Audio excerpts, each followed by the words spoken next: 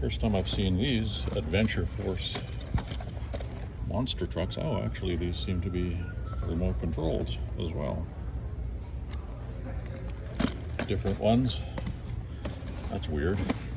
It's that one in gray, but it has this one on the back. 3 different kinds. The orange one, the gray one, and this here blue one with blue wheels to match. Isn't that special?